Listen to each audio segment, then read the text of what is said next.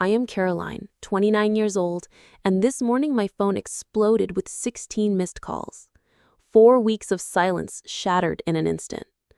I stared at the screen, my sister Skylar's final words echoing in my head. "Why don't you just disappear? You've destroyed everything we had." My parents had stood behind her, nodding in agreement like she was speaking gospel truth. So I did exactly what they wanted. I vanished. Now, looking at those 16 calls, my hands are trembling uncontrollably.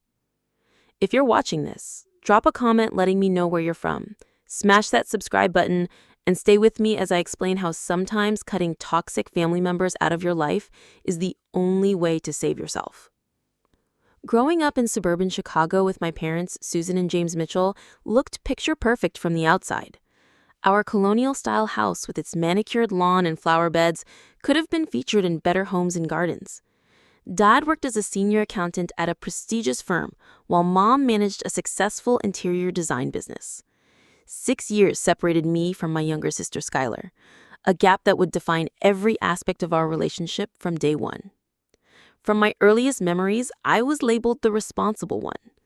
By age 8, I was packing Skylar's backpack for preschool, helping her brush her teeth and reading her bedtime stories when our parents worked late. Our parents were building their careers and establishing their social status, which meant I naturally became Skylar's primary caretaker. I didn't complain because I genuinely loved my little sister with her golden hair and mischievous smile. When she would slip her tiny hand into mine, I felt needed and important. The expectations placed on each of us were drastically different, though. My report cards had to be flawless. A- on anything triggered disappointed lectures about not reaching my potential. Second place in any competition meant I hadn't tried hard enough. Meanwhile, Skylar brought home failing grades and received encouragement for just showing up. She was the baby who needed protection and understanding. I was the strong one who could handle pressure and criticism. Warning signs of what would become a toxic pattern emerged when Skylar turned 7. When money went missing from Mom's purse, it somehow appeared hidden in my room. When expensive makeup disappeared from Mom's vanity, the empty containers ended up in my trash can. Small incidents that were easily dismissed as childhood pranks or misunderstandings. The first major incident happened when I was 13 and Skylar was only 7. Mom's prized crystal chandelier in our dining room crashed to the floor while our parents were at a work function. Skylar had been trying to hang party decorations for her doll's birthday party and pulled too hard on the chain. When confronted about the destruction, her big blue eyes filled with crocodile tears as she pointed directly at me. "Caroline told me to climb on the chair and pull the sparkly thing. She said I was too much of a baby to reach it myself." The look of complete disappointment on my parents' faces cut deeper than any physical punishment could have been. I tried desperately to explain what really happened, but my words fell on deaf ears. "Why would you encourage such reckless behavior, Caroline? You know better than that. You're supposed to be setting a good example for your little sister." That night established a pattern that would haunt us for the next 16 years. Skylar learned that a few strategic tears could shift blame effortlessly, and I learned that my version of truth mattered less than her comfort and protection. Throughout high school, I maintained a perfect 4.0 GPA while participating in student government, debate team, and volunteering at the local animal shelter on weekends. Every moment was scheduled, every achievement documented for college applications. Meanwhile, Skylar entered her rebellious phase early, cutting classes regularly, sneaking out to parties, and experimenting with alcohol and marijuana by age 14. My parents wrung their hands with worry, but offered minimal consequences for her behavior. When she inevitably got caught doing something inappropriate, the blame somehow circled back to me.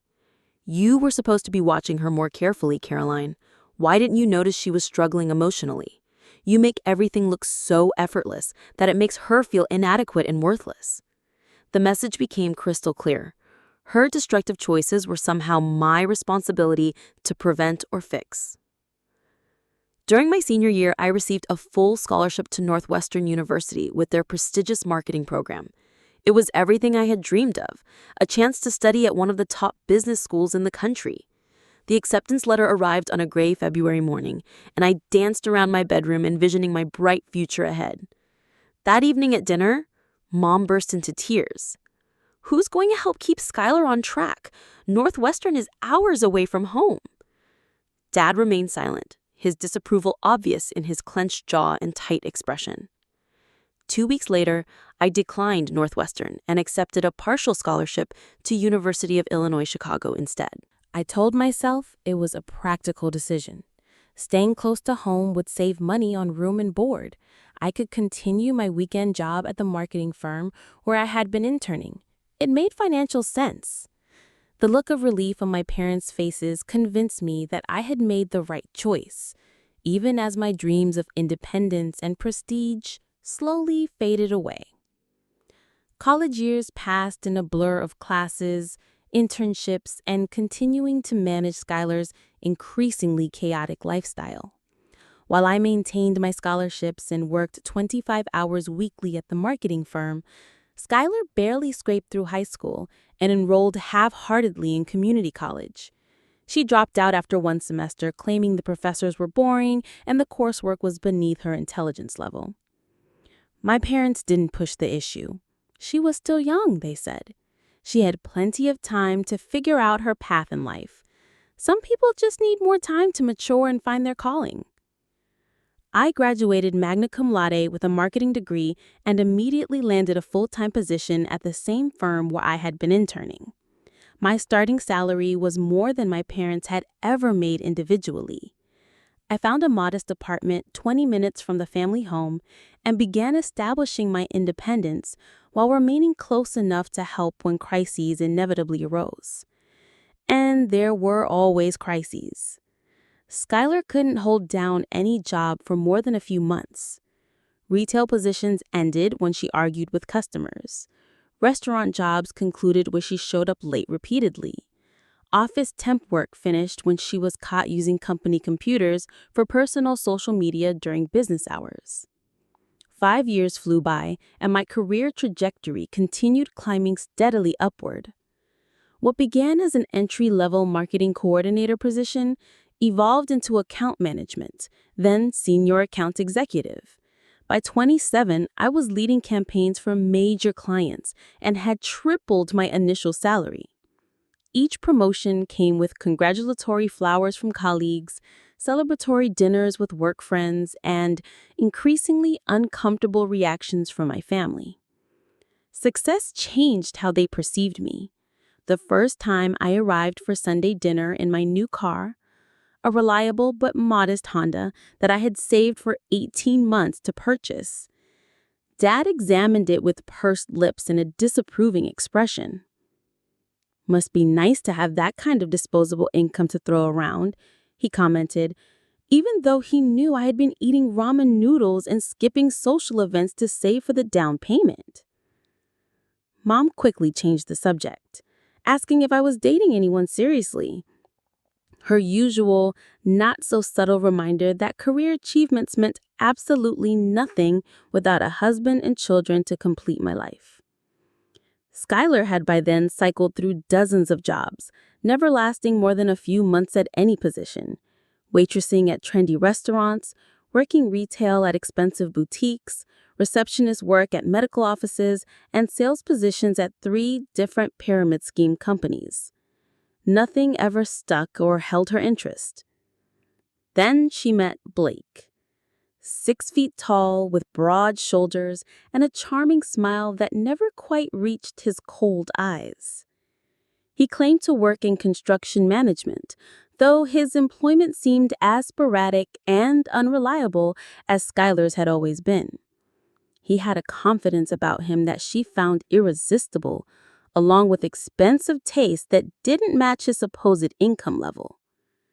Within 2 months of dating, they moved in together to a trendy downtown apartment that was way beyond their combined financial means.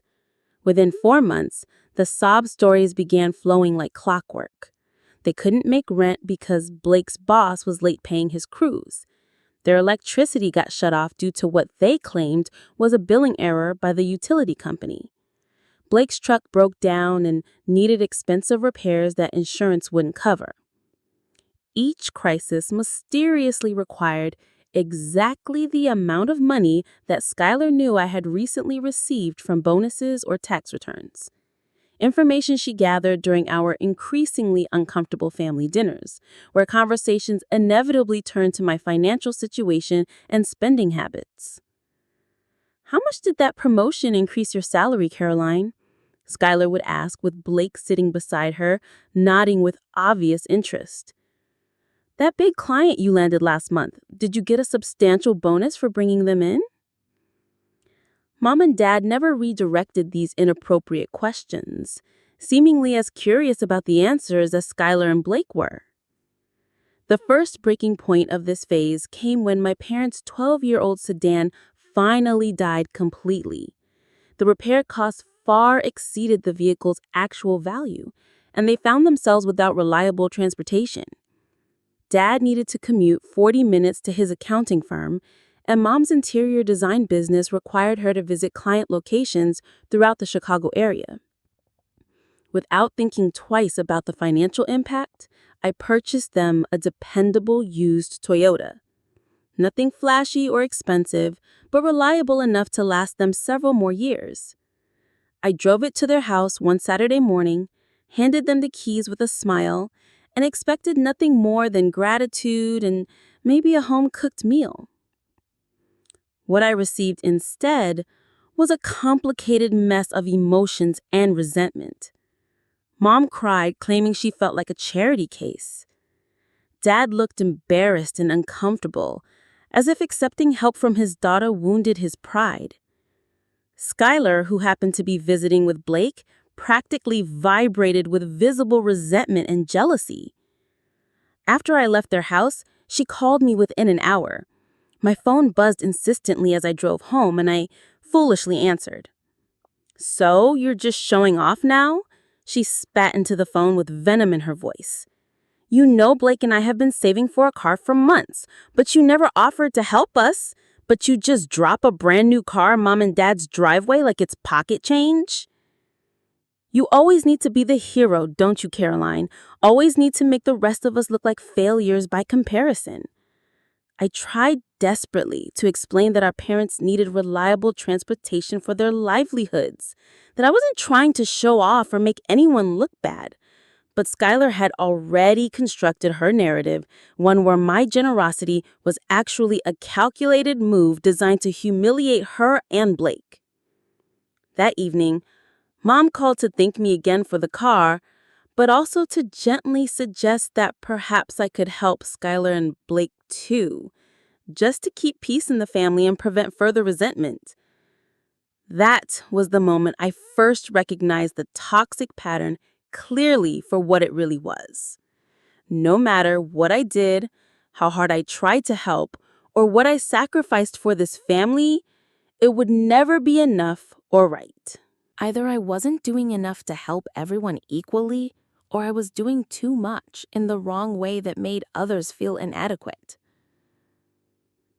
I began creating deliberate distance, limiting family dinners to once monthly instead of weekly, screening phone calls before answering, and establishing boundaries that felt foreign and uncomfortable, but absolutely necessary for my mental health. The economic downturn hit Chicago hard, and my parents' businesses suffered almost immediately. Dad's accounting clients began cutting costs, many dropping professional services in favor of do-it-yourself tax software and online bookkeeping. Mom's interior design business saw orders decline dramatically as people eliminated luxury expenses from their budgets to focus on necessities.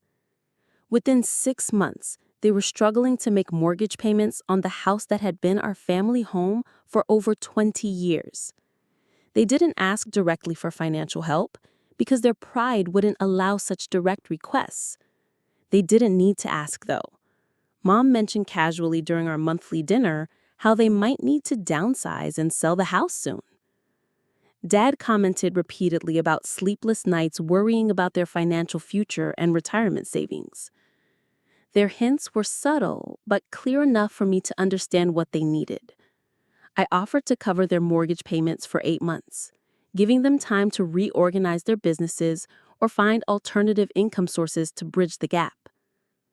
The relief on their faces was immediate and profound when I made the offer. I set up automatic transfers from my checking account to theirs, barely noticing the impact on my own finances thanks to my recent promotion to senior marketing director. What I hadn't anticipated or prepared for was Skylar and Blake's situation deteriorating simultaneously.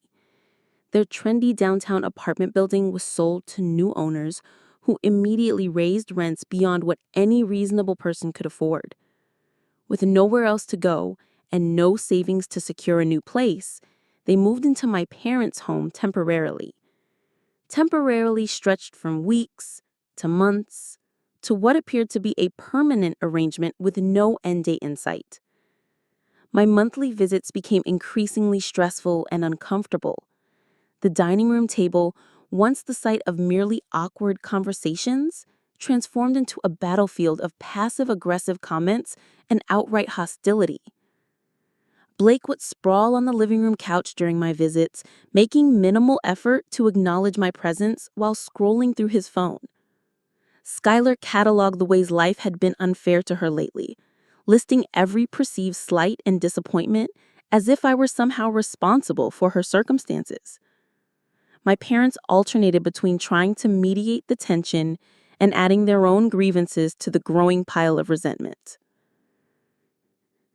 4 months into paying their mortgage, I discovered something that shook me to my core and changed everything forever. I had stopped by unexpectedly on a Tuesday evening to drop off some specialty items Mom needed for a large design project. The house appeared empty from the outside, but as I placed the shopping bags on the kitchen counter, voices drifted from Dad's home office. I wasn't intentionally trying to eavesdrop, but my name being mentioned caught my immediate attention. The problem is, Caroline doesn't understand how desperate our situation really is, Dad was saying in a frustrated tone. These mortgage payments are helping with that immediate crisis, but the business loan is what's actually killing us financially. What business loan? I hadn't heard anything about additional financial troubles beyond their regular business struggles. We shouldn't have co-signed for Skylar and Blake. Mom's voice sounded tired and defeated. But they were so confident the landscaping business would succeed and generate steady income. I froze completely, piecing together what I was overhearing. My parents had co-signed a substantial business loan from my sister and her boyfriend, a significant detail no one had bothered sharing with me, despite my ongoing financial support of the entire family. I slipped out of the house without announcing my presence, my mind racing with questions and a growing sense of betrayal. Research that evening revealed the devastating truth. 6 months earlier, Blake had convinced Skylar he could start a successful landscaping business despite having absolutely no experience in the field or business management skills. They had created a limited liability company and secured a $50,000 business loan with my parents as co-signers, putting their house and retirement at risk. The business had failed spectacularly within 3 months, having purchased expensive equipment they couldn't properly operate and hired employees they couldn't afford to pay or manage effectively. The loan had defaulted completely, leaving my parents responsible for the entire debt on top of their existing financial struggles. The worst part was that everyone knew about this situation except me, the person who was already sacrificing financially to keep them afloat. I should have been furious, but all I felt was a bone-deep exhaustion that seemed to settle into my very soul. The next Sunday dinner, I arrived with a carefully prepared proposal. I would help pay down the business loan too, stretching my own finances to an uncomfortable breaking point, but still technically manageable with careful budgeting. In exchange, I wanted Skylar and Blake to take financial literacy classes and create a realistic repayment plan to me, even if the monthly amounts were small and symbolic. I thought this was more than reasonable given the circumstances. The reaction was absolutely not what I expected. Rather than gratitude or even embarrassment about the deception, my offer was met with immediate defensiveness and hostility. Skylar accused me of trying to control and micromanage her life. Blake suggested that since I had so much money, that sharing more of my success was the very least I could do for family members in need. Most surprisingly and hurtfully, my parents sided with them completely. "You don't understand the pressure they're under, Caroline," Mom said, patting Skylar's hand protectively. "They're still young and figuring things out. Not everyone can be as naturally disciplined and successful as you've always been." I wondered silently when 23 had become too young to be held accountable for financial decisions. But I kept that thought to myself to avoid further conflict. I modified my offer, removing all conditions and simply extending additional financial help with no strings attached. Everyone seemed satisfied with this new arrangement, though the atmosphere remained tense and uncomfortable. As I was leaving that evening, I overheard Dad talking to Blake in the kitchen. "He could definitely be helping more than this," he was saying. "With what she makes at that marketing firm, this assistance is barely a dent in her actual finances." The word barely stung more than I cared to admit. The mortgage payments and loan assistance now constituted nearly half of my monthly income. I had delayed my own plans to purchase a condo I hoped to purchase despite my reduced savings. What I discovered sent ice-cold shock through my entire body. 4 credit cards had been opened in my name within the past 3 months. Cards I had never applied for, received, or authorized. The addresses listed were variations of my parents' home address, and the outstanding balances totaled nearly $25,000. My first instinct was that this was identity theft by some unknown criminal. I began the process of reporting the fraud only to freeze when the credit card company revealed the phone number associated with all 4 accounts. It was Skylar's cell phone number. The reality crashed down like a physical weight crushing my chest. My own sister had stolen my identity, opened fraudulent accounts, and accumulated massive debt in my name. The purchases, when the representative read them to me, were clearly not necessities. Designer clothing from expensive boutiques, high-end electronics, weekend getaways to luxury resorts, expensive jewelry and accessories. I spent the rest of that day alternating between disbelief, rage, and complete heartbreak. This wasn't a misunderstanding or a case of different priorities about money. This was premeditated fraud, a serious crime that could destroy my financial future and credit rating for years to come. And it was committed by someone who shared my blood, who I had helped raise, who I had sacrificed for repeatedly throughout my entire life. Sunday dinner arrived, and I went through all the usual motions mechanically. I brought the customary bottle of wine, complimented Mom's cooking, and engaged in polite small talk about weather and local news, all while the printed credit card statements burned like fire in my purse. When dessert was served, I placed the statements on the table next to my untouched slice of apple pie. I didn't yell or make accusations. I simply asked in a calm voice, "Can someone please explain these documents to me?" The silence that followed was absolutely deafening. Mom looked confused at first, then her eyes widened with shock as she scanned the credit card information. Dad removed his reading glasses, cleaned them unnecessarily with his napkin, and replaced them without meeting my direct gaze. Skylar stared at her dessert plate, suddenly fascinated by the pie crust she had been ignoring. Blake was the only one who maintained eye contact with me, a cold, calculating look on his face that made my skin crawl. Skylar finally broke the unbearable silence. "It's not what you think, Caroline." Her voice was barely above a whisper. "It looks exactly like what I think," I replied, keeping my voice steady and controlled. "Credit cards opened in my name without my knowledge or consent.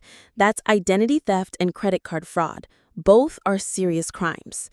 "Oh, please," Blake interjected with a dismissive wave of his hand.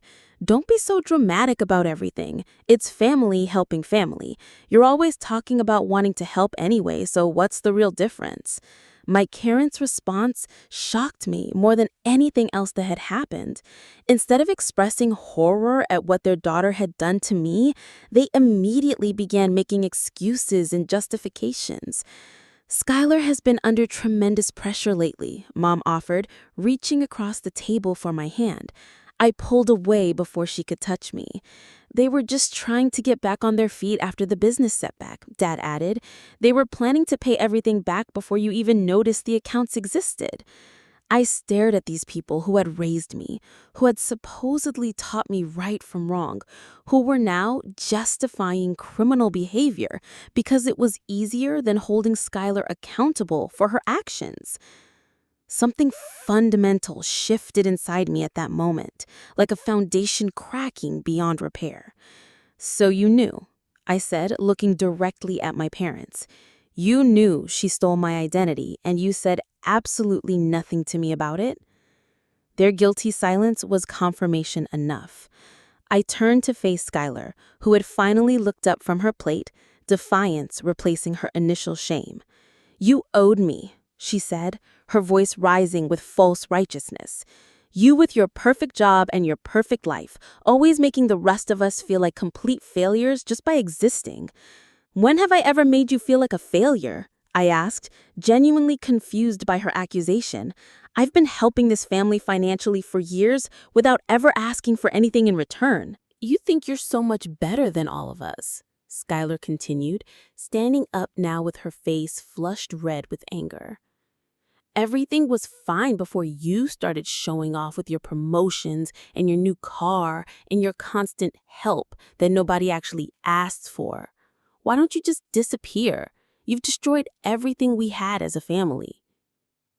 I expected my parents to intervene, to point out the complete irrationality of blaming me for working hard and trying to help them through difficult times. Instead, they sat in uncomfortable silence. Dad stared at his hands folded in his lap. Mom looked anxiously between her two daughters, clearly wanting to avoid taking any definitive stance. Then, Mom spoke the words that would change everything between us forever. "Caroline, maybe Skylar has a valid point here. You can be overwhelming with your success sometimes. It does make things harder for her, living in your shadow constantly. You're always so rigid about rules and doing things the right way. Family relationships are more complicated than that." Dad nodded in agreement. "You could stand to be more understanding of your sister's situation. Not everyone has the same advantages and natural abilities that you've always had." "Advantages?" I repeated incredulously. "What advantages are you talking about? Everything I have, I worked for. I stayed close to home instead of going to my dream school to help with Skylar. I've given you thousands of dollars over the years. I bought you a car when you needed transportation, and now I'm being blamed because Skylar decided to commit fraud?"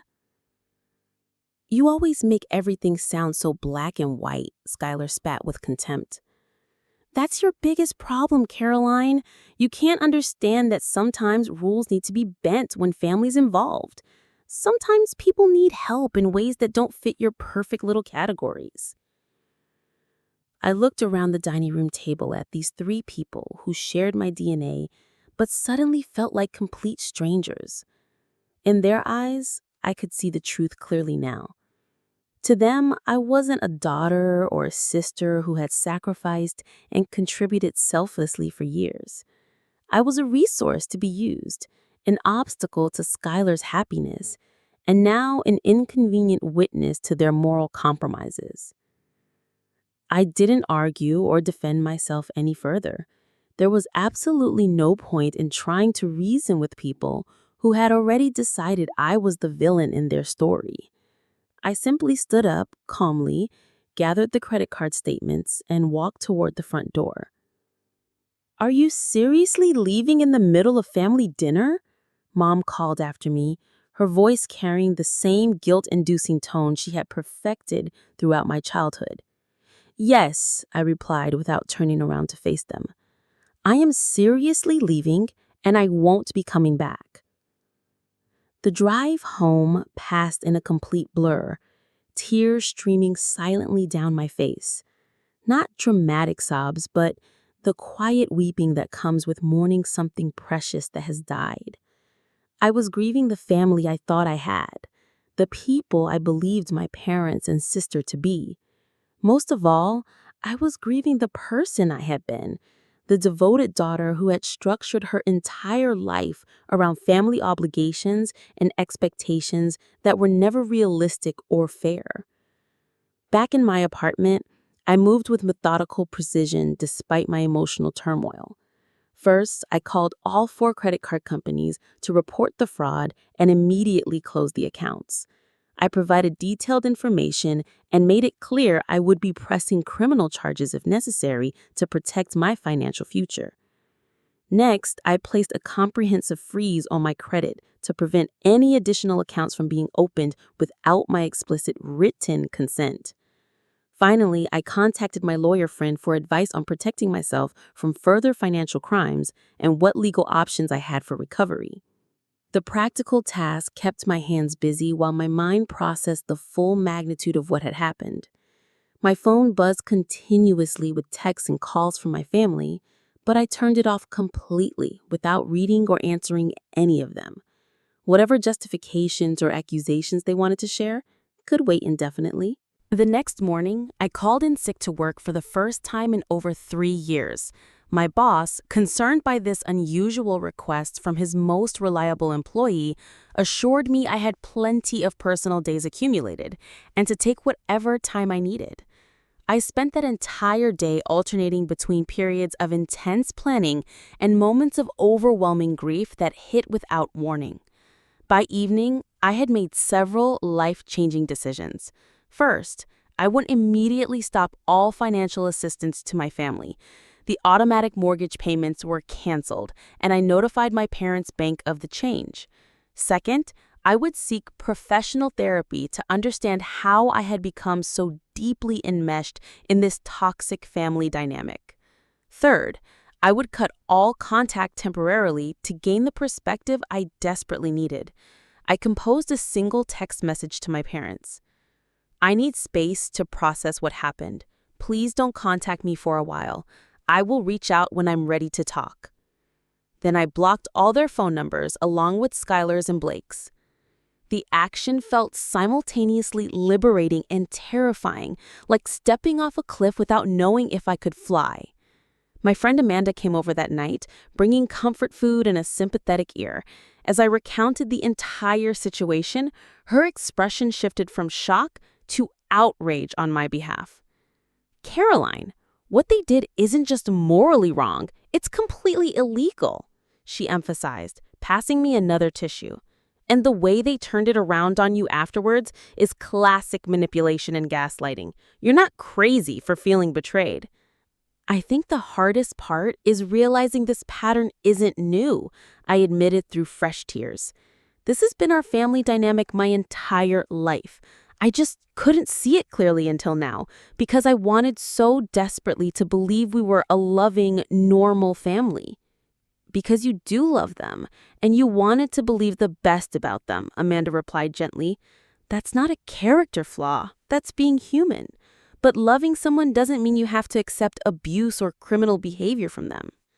The next few days established a completely new routine for my life. Mornings began with journaling, pouring out thoughts and memories that suddenly appeared in a different light.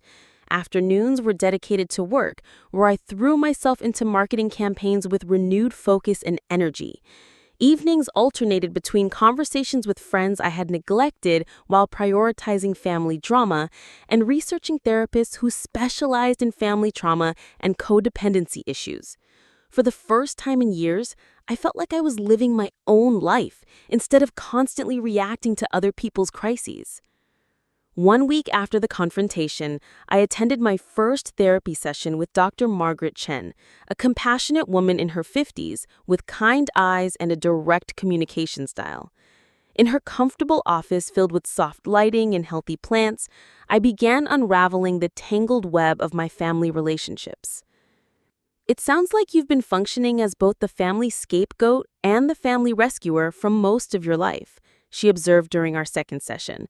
That's an impossible role to sustain without losing yourself in the process. I never thought about it that way, I admitted. I just assumed I was doing what any good daughter and sister would do for their family.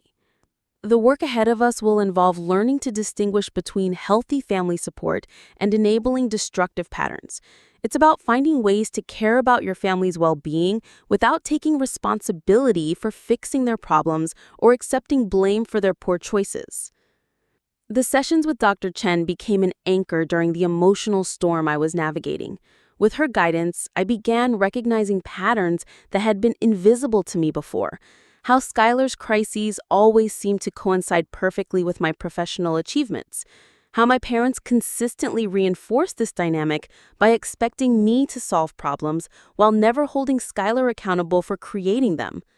Most importantly, I started to understand how I had internalized the belief that my worth was tied to what I could provide for others rather than who I was as a person. The revelation was both painful and liberating. 4 weeks passed without any contact from my family. 4 weeks of intense self-discovery, painful realizations, and gradual healing that felt like emerging from a fog I hadn't even realized was surrounding me. I removed my parents and Skylar from all my emergency contact lists and beneficiary designations. I changed all my passwords and security questions to information they wouldn't know. I began researching condos in different neighborhoods of Chicago, considering for the first time that geographical distance might be necessary for my mental health and continued growth. During this period of reflection, I also reconnected with parts of myself that had been neglected for years. I joined a local book club, something I had always wanted to do but never prioritized over family obligations. I tried a pottery class, discovering a meditative pleasure in creating beautiful things without worrying about perfection or other people's approval. I started having regular dinners with colleagues, building friendships that had previously been limited to professional interactions. My apartment began to transform as well. I cleared out boxes of childhood memorabilia I had been storing out of obligation, keeping only items that brought genuine joy rather than guilt. Photos of stressful family gatherings were replaced with artwork that spoke to my soul. The space became truly mine, perhaps for the first time in my adult life. Amanda noticed the change during one of her Saturday visits. "You seem lighter somehow," she commented as we shared coffee on my small balcony, "like you've put down a weight you've been carrying your whole life."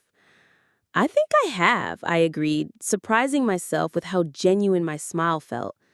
"I still have moments of sadness and doubt, but they're less consuming now. I feel like I'm finally living my own life instead of constantly managing everyone else's disasters." The most significant development came through volunteering at a local women's shelter.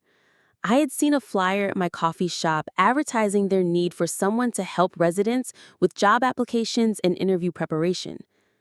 On impulse, I signed up to volunteer on Saturday mornings.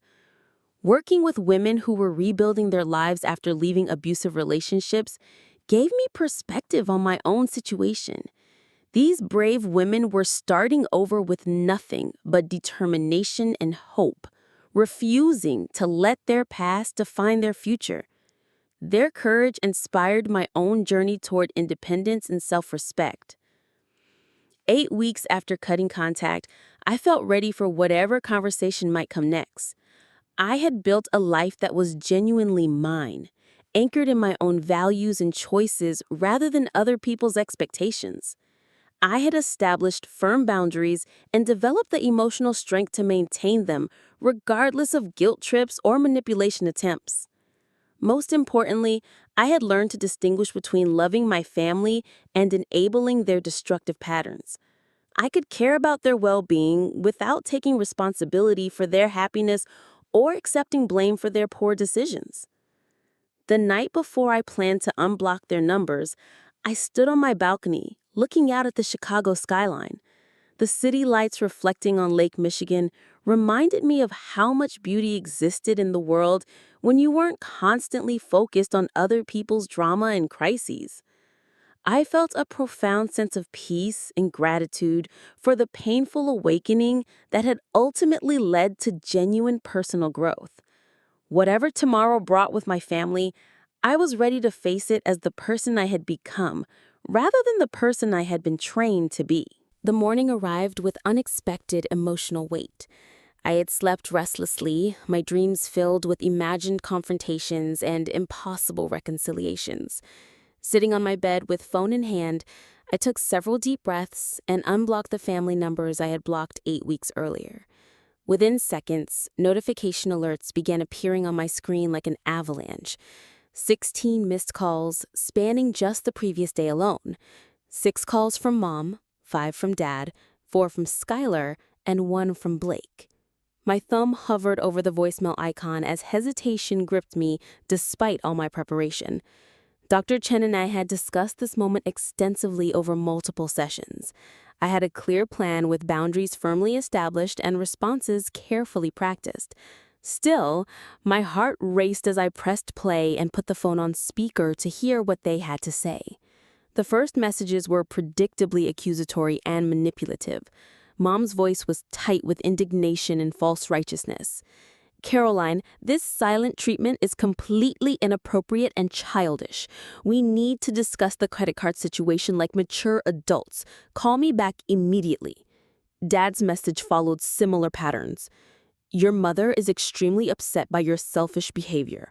Whatever issues you think you have, cutting off your family isn't the answer to anything. We're still waiting for an apology for how rudely you left Sunday dinner." Skylar's first message dripped with familiar manipulation tactics. "I can't believe you're making such a huge deal out of absolutely nothing. You know I would have paid those credit cards back eventually. You're just trying to make me look bad again like you always do." I listened without reacting emotionally, noting the complete absence of accountability or genuine concern for my feelings. The later messages began shifting in tone, however, as my continued silence apparently registered as something more serious than a temporary tantrum. "Caroline, it's Mom again. We're starting to worry about you. At least let us know you're okay and safe." Dad's third message held an unfamiliar note of genuine anxiety. "Caroline, please call us back. The bank contacted us about some changes to the mortgage payment arrangement. We really need to talk to you about the situation." By the final messages left yesterday, desperation had completely replaced the initial indignation. "Caroline, a bank is starting foreclosure proceedings on our house." Mom's voice cracked with tears. "We don't know what to do or where to turn. Please call us back. We're sorry about everything that happened. We really need your help right now." I sat in complete silence after the last message ended, processing the emotional manipulation carefully tangled with what sounded like a genuine financial crisis. The old version of me would have immediately called back, rushing to solve the problem, while accepting their half-hearted apology in exchange for the temporary comfort of being needed again. The new me recognized the complexity of the situation and my own conflicted feelings about it. Instead of calling my family immediately, I called Dr. Chen first. After explaining the voicemail situation, I asked for her professional perspective on how to proceed. "What do you want to do, Caroline?" she asked, characteristically turning the question back to me. Not what do you feel obligated to do, but what do you actually want to happen here? I considered the question carefully before answering. I don't want them to lose their home, despite everything that's happened.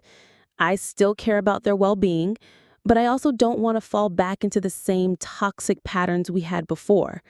I need real accountability from them, not just desperation because they need something from me again. That sounds like a thoughtful and healthy boundary, Dr. Chen affirmed.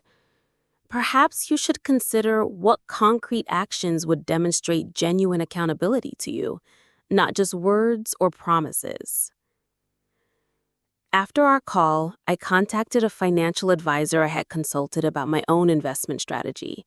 I explained the family situation in general terms and asked if he would be willing to facilitate a family meeting as a neutral third party. He agreed, suggesting we meet at his office rather than anyone's home to maintain emotional neutrality. Only then did I send a carefully worded text message to my parents. I received your voicemails. I'm willing to meet tomorrow at 2 p.m. at Westbrook Financial Services to discuss the situation. The address is 447 Michigan Avenue. Please come prepared to have an honest conversation about everything that has happened, including the identity theft. The response came within minutes. We'll be there. Thank you for giving us this chance, Caroline. I spent the evening preparing mentally and emotionally, not just financially. I reviewed the boundaries I had established with Dr. Chen's help. I practiced responses to potential manipulation attempts. I reminded myself that helping didn't mean surrendering the personal strength I had worked so hard to develop. When I arrived at the financial advisor's office the next day, my family was already waiting in the reception area. Mom looked smaller somehow, diminished by worry and stress. Dad's shoulders slumped in a posture of defeat I had rarely seen from him. Skylar sat slightly apart from them, examining her manicured nails with studied indifference. Blake was notably absent. Mr. Westbrook welcomed us into a comfortable conference room and began by reviewing their current financial situation objectively. The mortgage was indeed in pre-foreclosure status. The business loan payments had been missed for 4 months running. Additional credit card debt beyond the fraudulent accounts had accumulated to dangerous levels. As the grim financial picture emerged in detail, I watched my family's reactions carefully. Mom wiped away silent tears. Dad nodded occasionally in confirmation of particularly difficult facts. Skylar's studied indifference gradually gave way to genuine dismay as the severity of their situation became undeniably clear. When Mr. Westbrook finished his assessment, he turned to me. Caroline has asked me to outline some potential solutions, but first she wants to address some personal matters with all of you. I took a deep breath and began. Before we discuss any financial assistance, I need to address what happened with the identity theft. Skylar committed serious crimes against me, and all of you knew about it, but chose to blame me instead of holding her accountable. That broke something fundamental in our relationship. Mom started to interrupt, but I held up my hand firmly. I've spent these past 2 months rebuilding my life and understanding my own worth beyond what I can provide for this family financially. I'm willing to help with this immediate crisis, but only with conditions that protect all of us going forward. What kind of conditions? Dad asked quietly. First, I'll help prevent the foreclosure, but payments will go directly to the bank, not through any of you.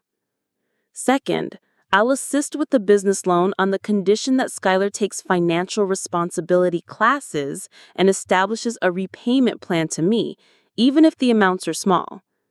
Third, we all attend family therapy together for at least 8 sessions. I'm not interested in punishment, but I need acknowledgement of what happened and commitment to healthier relationships. The silence felt endless. I watched emotions play across their faces. Resistance, calculation, and finally reluctant acceptance of reality. Mom spoke first. We don't deserve your help after what we allowed to happen, but we're grateful you're willing to offer it anyway. It was the first genuine acknowledgement she had given, and something tight in my chest loosened slightly. 6 months later, we celebrated my 30th birthday at a restaurant rather than the family home.